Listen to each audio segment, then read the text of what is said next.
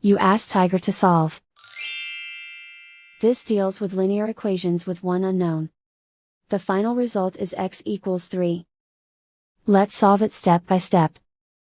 Group all x terms on the left side of the equation. Subtract 12x from both sides. Group like terms. Simplify the arithmetic. Group like terms. Simplify the arithmetic. Group all constants on the right side of the equation.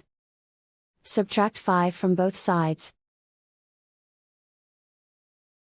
Simplify the arithmetic.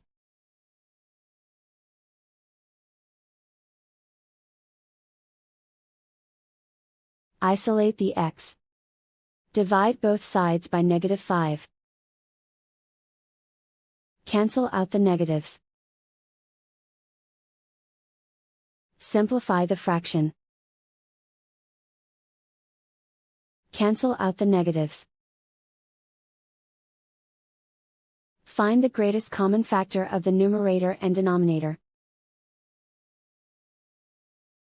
Factor out and cancel the greatest common factor. And so the final result is x equals 3.